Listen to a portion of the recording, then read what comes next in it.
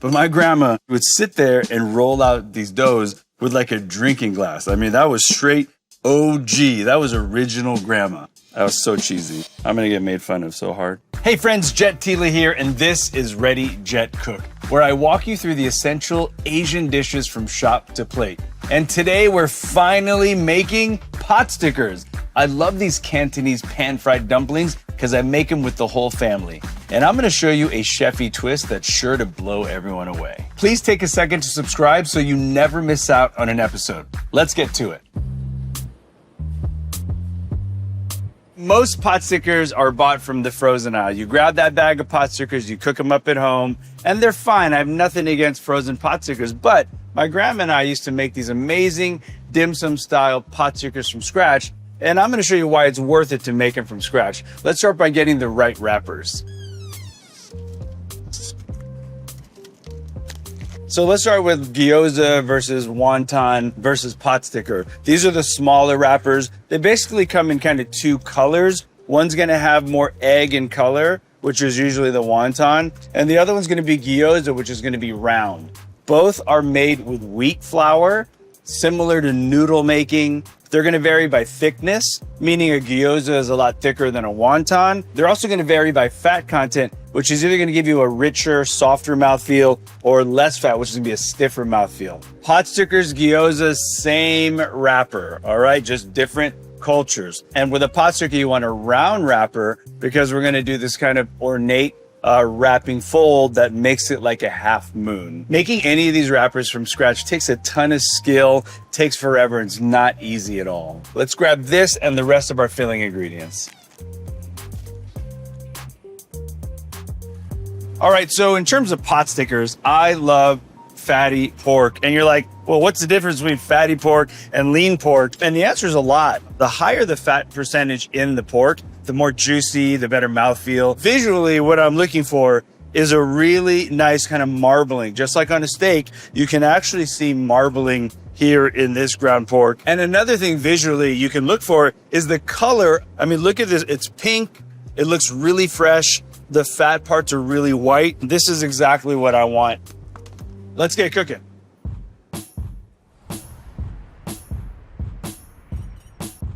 Here's what makes a potsticker a potsticker. It's pan-fried on the bottom and steamed all around. It's all about technique with this dish. I'm gonna start by prepping my ginger, garlic, and scallions. You've seen me chop garlic a ton of times, but I'm gonna give you one tip. I'm using a rasp. It's like a tiny, tiny grater. This is the best way to get garlic so tiny that it melts right into any filling. So in a second, I'm gonna turn this rasp over so you can just see how fine that gets it. Another cool thing about a rasp is, check this out, let's get tight enough. It actually captures the skin of the garlic, so you can get rid of that, fold it over, and you get pure garlic pulp. Check that out. Look at that, that's perfect. All right, so now I'm gonna do the same thing to ginger. So I'm just gonna take the ginger right onto the rasp, add nice pressure to it. You never have to peel your ginger when using a rasp. This is gonna break down any fibrous parts so fine that it's gonna melt right into the filling. And just look at all that perfect ginger pulp. So let's put the ginger and garlic to the side and cut up some scallions. For scallions, very simple. Take the root and the tip off, half, gather, and just very, very thin slices. All right, I bet you never heard this line. Let's talk fatty pork. I grew up in our family's grocery stores, and I spent a ton of time as a butcher. Back in the day, you could actually specify how much fat you wanted in your ground pork. So I would walk up and I want ground pork very fatty, so about 30 to 40%, and I want it ground once with a large die. That means they're grinding it and pushing it through a very, very large hole. And that's what gives you that amazing mouthfeel of a good potsticker. If you don't have that luxury, try to find a package of ground pork that has the most amount of fat in it. Scallion, garlic, ginger, and now it's time to add the seasonings. I'm gonna add a bit of chicken powder for salt. Oyster sauce is gonna give that very deep umami flavor. Some white pepper, sesame oil for aroma, and we're gonna add a little slurry to bind this all together. You know that slurry starts to thicken as food heats up. So as the pot sticker cooks, the slurry is really gonna help tighten up that filling. So this is where I'm gonna take some chopsticks and really knead this together pretty well. Think smash burger. When you apply all that pressure down over heat, it actually creates almost like a lacy skirt to that burger. We want the fat here to emulsify and almost whip up and create a really nice texture in this dumpling. And you can actually start to hear it. Talk to me. It starts to sound different when all those ingredients are emulsified. I'm actually kneading for about 1 to 2 minutes until this mixture turns sticky and cohesive. I'm gonna chill this to firm it up, but I already made one ahead so we can get wrapping. I like putting the wrapper in my non-dominant hand, taking like 2 teaspoons of filling right into the center, and I'll actually wet the wrapper all the way around. And I'm gonna show you the way my grandma did it. I will fold it into a half moon, pinch in the end slightly, and now I'm pleating one side, leaving the other side unpleated and pushed together. The meat's in the way, just push it down like that. Pleat, push, keep going down, pleat, pleat, push, and you'll find as you're pleating and pushing, the pot sticker actually curls kind of into a crescent. And when you finally get to the end, you have a pretty little pot sticker. And you can set it down. Dumplings have massive symbolism across Asia. During Chinese New Year, we eat them because they look like gold ingots. Look, this is a skill that takes a lot of years to master. Don't let that discourage you from making them. If it's not perfect, don't stress. It's still gonna be delicious. Let's fry these up. So I preheated a pan that has a tight fitting lid, and I'm gonna add a few tablespoons of neutral oil. This is gonna help crisp up those bottoms. I'm gonna lay the pot stickers bottom side down. Think about them like a triangle. So if you need to actually press them down so they sit, that's perfectly fine.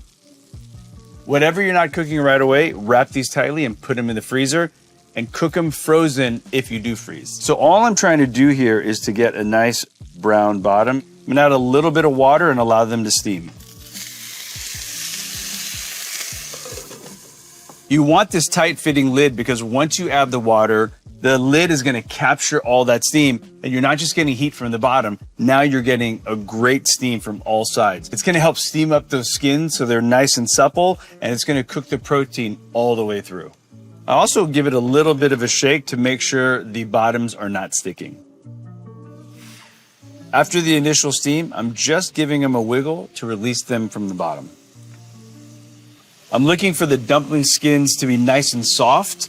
I'm looking for the meat to be cooked through and the bottoms to be nice light brown. That's what I'm looking for right there. So now I'm gonna do the final arrangement before I put the slurry, because once the slurry's in, they're locked down forever.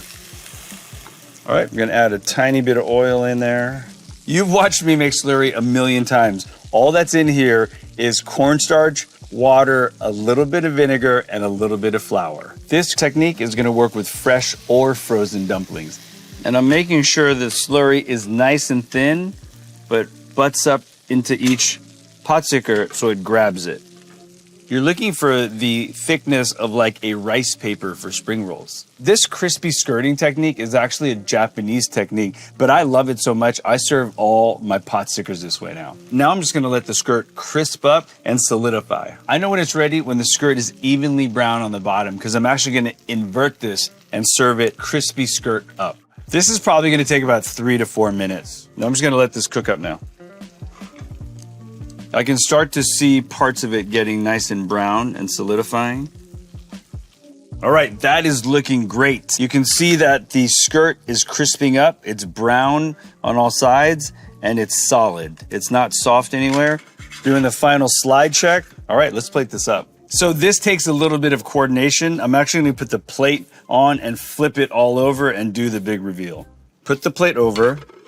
Make sure you've got one good grip on the handle, one grip on the plate. Flip it over, say a prayer, And look at that gorgeous, crispy skirt.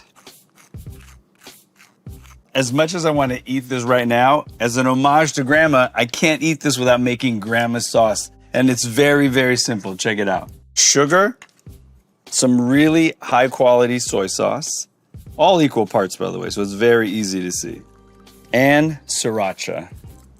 The level of heat is totally up to you, but this was always the sauce that she made anytime we were eating any kind of dumplings. These are super fun to eat because I actually get to crack through that lacy skirt to grab one piece of pot sticker. Look at that. A little dip in Grandma sauce. Are you hearing that crunch? It's juicy, it's delicious, it's simultaneously crispy, and that Grandma sauce gives you that sweet, spicy, salty kick. This is a dish my grandma would be proud of. I hope you enjoyed learning how to make these delicious dumplings. Give these homemade potstickers a try, and don't forget to subscribe because I'm gonna see you back here very soon for another episode of Ready, Jet, Cook.